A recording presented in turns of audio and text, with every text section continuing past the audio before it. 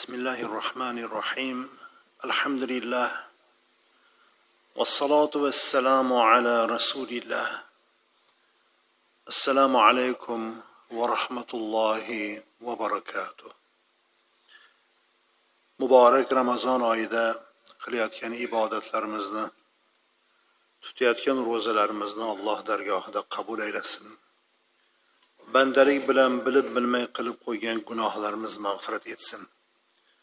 Bugungi suhbatimizning mavzusi bemorlarni ziyorat qilish insoniy burch deb nomlangan.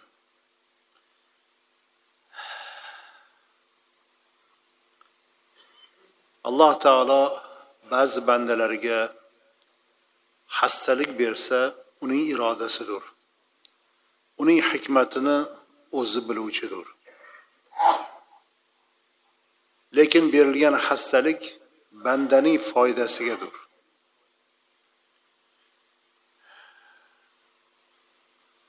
Alloh taolo ana shunday sinov kelgan insonlarni boshqalar ziyorat qilishlari, ularni ko'ngillarini olishlari shariatimizdagi talab qilingan go'zal ta'limotlardan hisoblanadi. Hatto bir bemorni ziyorat qilish mo'min birodarlarning zimmasida haq deb e'lon qilindi. Payg'ambarimiz alayhissalom bu xususda muborak so'zlarda dedilar: Haqqul muslimi alal muslimi khamsun. Musulmon birodarining zimmasida 5 haqqi bor deb uni sanadilar.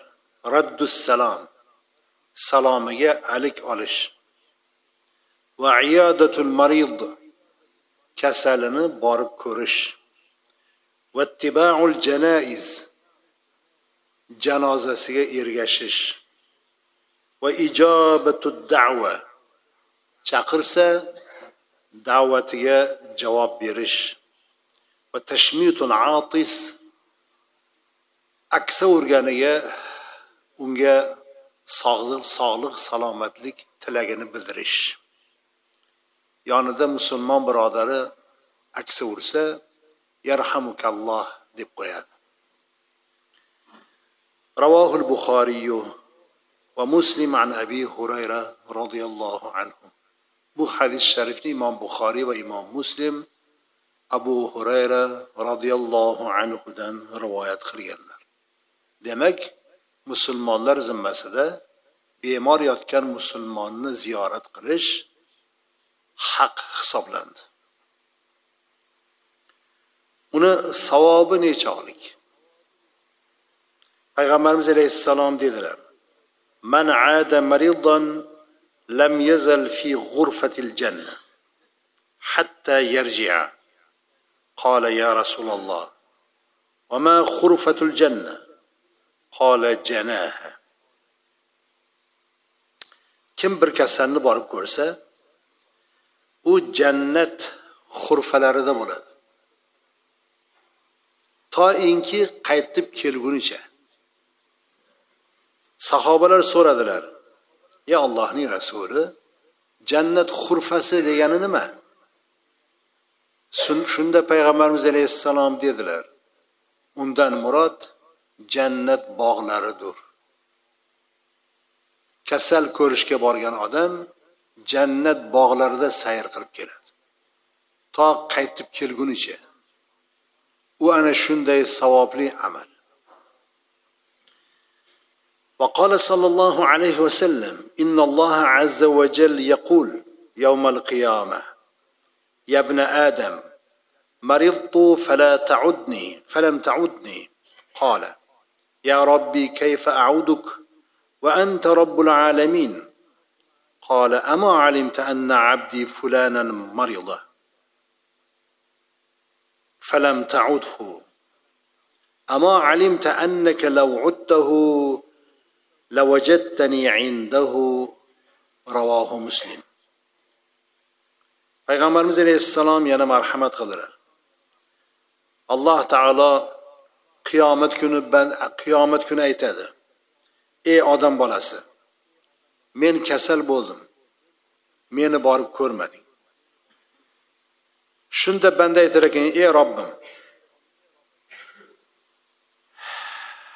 sen Robbul alamin bo'lsang, qanday men seni ziyorat qilaman?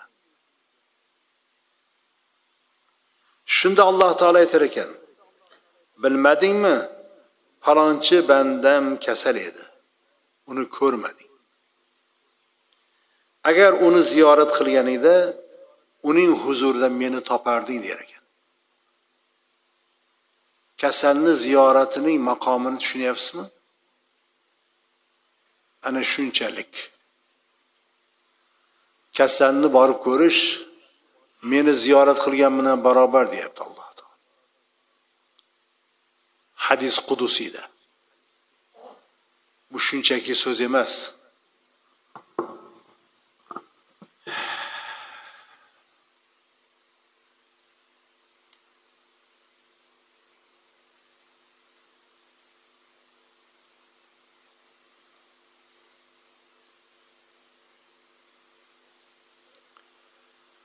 Kasalni ko'rishda dinimizda aytilgan ko'rsatmalar, odoblar bor. Ularni sanab o'tadigan bo'lsak, kasal kishining huzuriga kirganda ochiq yuz, xush ko'ngil, shafqat bilan muomala qilinadi. Ziyoratga borgan odamning holati ana shunday bo'lsin. Kasal ko'rish chog'ida dard, bemorlik Allohning bir ne'mati ekani, banda unga sabr qilsa, Alloh gunohlarni kechirishini tushuntirishlik. Nima ish qilib qo'yding? Bu bekorga kelgani yo'q deb unga g'urg'ula solmasdan, bu bemorlik ne'mat bu. O'zining sevgan bandasiga beradi. Sabr qilsang buncha ajr bor deganga o'xshagan gaplarni qilish. Bemorning bosh ko'zi, manglayini, oyoq qo'lini silab, yaxshi so'zlar bilan ko'nglini ko'tarish. Kasal kishining ziyoratiga ozroq hadiya olib borish. Quruq bormasin. Kasal bo'lgan odamni borib ko'rishning savobi, fazilati juda ko'p. Bemorni ziyorat qilish, undan hol ahvol so'rash, biror yetishmovchiligi bo'lsa ko'maklashib yuborish musulmon kishining zimmasidagi vazifadir. Uning huzurida past ovozda tabassum bilan gapiriladi. Ko'nglingiz nima tilaydi deb unga himmat ko'rsatadi. Bemor yotgan uyda kulish, yig'lash yaxshi emas. Har xil kinoyali, botadigan so'zlarni gapirilmaydi.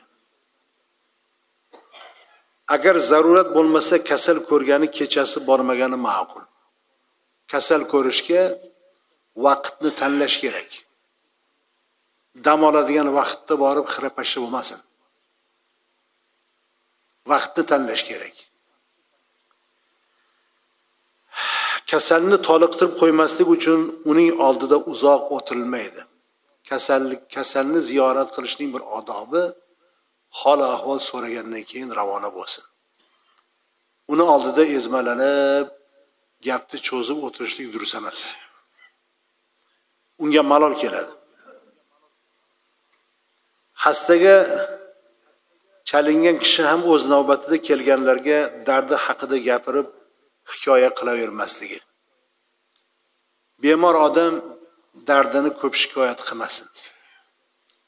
Alloh taoloning yuborgan sinovga noroziligi ko'rinib qolmasin. Alloh taolo aytar ekan shunda: ey bandam, rahmdil zotni berahmga shikoyat qilyapsanmi der ekan. Biz berahm. O'zi dard bergan zot rahmdil zot. Rahmdil zotni berahmga shikoyat qilyapsanmi der ekan. Dardman odam dardini aytavermaydi. U yog'im bu yog'im oriyapti deb dardini aytmaydi. bemorning huzuridan turayotganda uning haqqiga duo qilib Alloh taolodan shifo so'raladi. Bemorning oldidan turayotganda duo qilinadi. Va shu bilan birga bemordan ham duo qilishini so'raydi. Chunki bemorning duosi mustajob.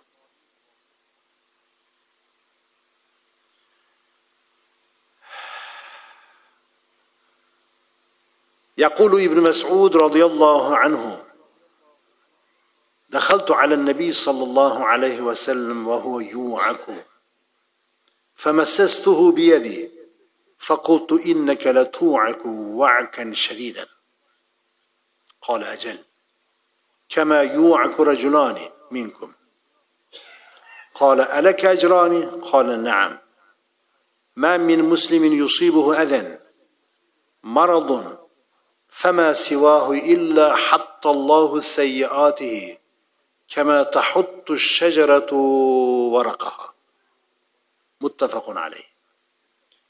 ibn Mas'ud radhiyallohu anhu dedilar: Nabiy sallallohu alayhi vasallamning huzurlariga kirdim. U kishi istimalar edilar. Qo'lim bilan ushladim. Dedim: "Ey Allohning rasuli, istimangiz bor. Juda qattiq istimayapsiz." Rasululloh dedilar: "Ha. Sizlardan ikki kishi istimalagandek." Payg'ambarimizga istima kelsa ikki kishining ulushi kelar ekan. Nasibalari shunday ekan. Ibn Mas'ud dedilar: "Ajr ham 2 barobarmi?" Payg'ambarimiz alayhissalom ha dedilar. Biror bir musulmonga musibat yetsa, bir ozor yetsa, kasallikmi undan boshqa narsa yetsa, Alloh taolo uning xatolarini to'kadi. Xuddi daraxt barglarini to'kkandek dedilar.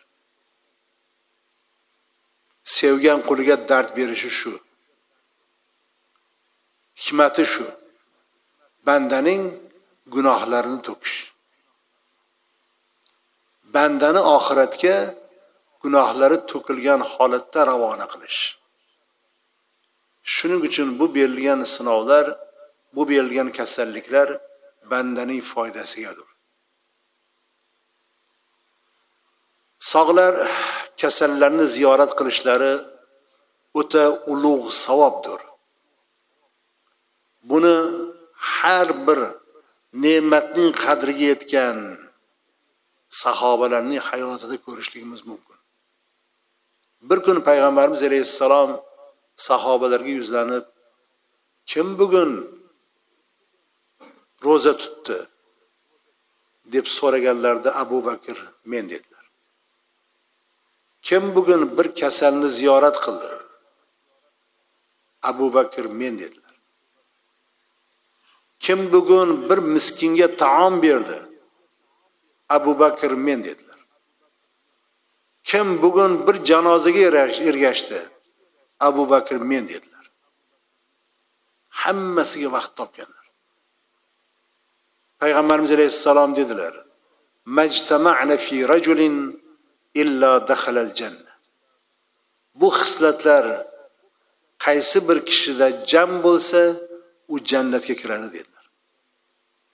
Ana shu xislatlarning ichida kasalni borib ziyorat qilish. Ziyorat qiluvchi bu dunyoda qanday foydaga erishadi? Savobi aniq.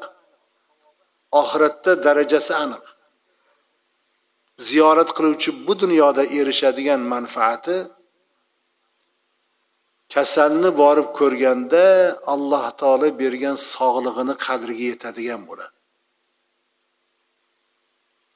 Kasallarni ko'rmaguncha sog' odam bu sog'lig'ining qadriga yeta olmaydi. Ularni ko'rganda biladi. Ularni ko'rganda tiliga keladi: yurgizib qo'yganiga shukr. Muhtoj chiqib qo'ymaganiga shukr. Deb keyin shukr qiladi. ularni ko'rmaguncha bu holiga shukr qila olmaydi. Bugungi bizning oqsayotgan tomonimiz shunda.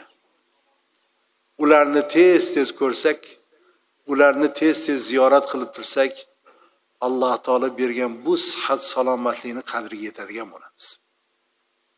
Shukronasini qiladigan bo'lamiz. Alloh taolo ana shundaylar qatorida qilsin. Bismillahirrohmanirrohim. Alhamdulillah. Vassalatu vassalamu ala rasulillah. Alloh bemorlarimizga shifoi komil bersin. Eshitgan masalalarga amal qilib ikki dunyoning baxtiga, saodatiga musharraf aylasin. Yurtga tinchlik, omonlik bersin. Sallallohu ta'ala ala khayri xalqihi Muhammad va ala alihi va sahbihi ajma'in bi rahmatika. Assalomu alaykum va rahmatullohi va barakatuh.